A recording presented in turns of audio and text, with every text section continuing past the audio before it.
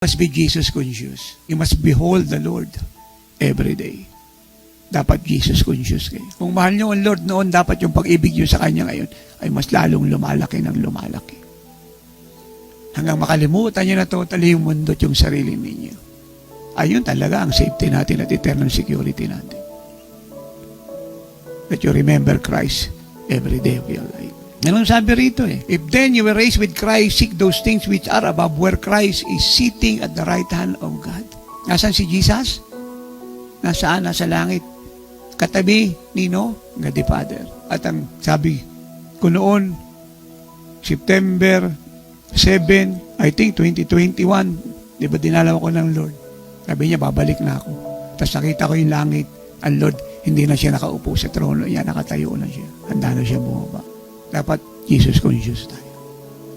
Kung sino ang bababa, yung buong puso at isip natin nasa Kanya. Pag wala na kayong kausap, naliligo kayo, kumakain ng guys, kausapin nyo, Lord. Nakasakay kayo sa sasakyan, kausapin nyo, Lord.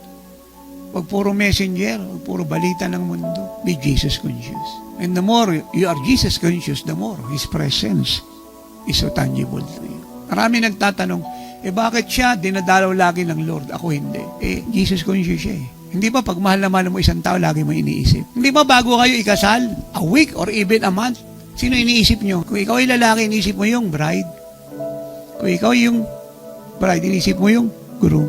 Ganito sa sinasabi ko. Dapat iniisip nyo, Lord, maya kasi bababa na siya. Papakasalan niya tayo. At hindi nyo lang siya iniisip.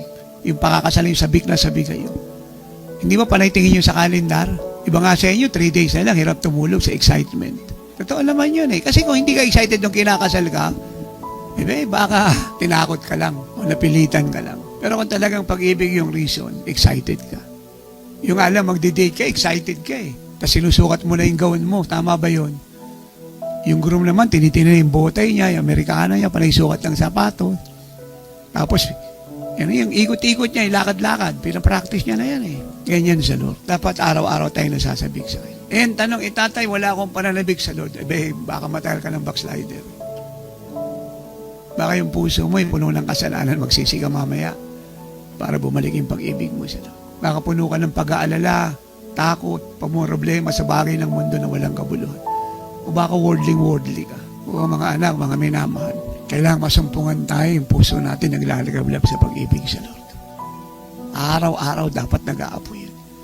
Kung meron mga kayong dapat ingatan hindi yung ATM nyo, yung debit nyo, yung credit card nyo, o yung trabaho nyo, yung ano pang bagay. Ang ingatan nyo, yung pag-ibig nyo sa Lord. Dahil yan lang yung puhunan nyo para makasama sa rapture.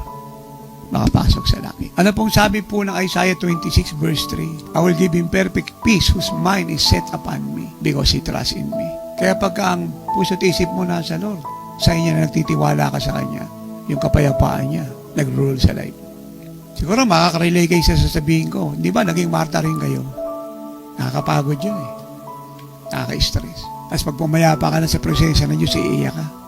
Nagsisisi ka. Kasi kita mo yung pagkakaiba eh. Napakahirap na ikakasal ka, lalakad ka sa altar, stress ka, hindi ka prepare. Ganyan tayo eh, pag kinakalimutan natin ang Lord. Na-stress tayo. Spiritually stress, spiritually nervous, spiritually disturbed. Kaya konting balita sa mundo, natatakot tayo. Nakalimutan natin na ang Diyos nakatira sa atin. Na concern siya sa atin, mahal niya tayo, hindi niya tayo papabayaan.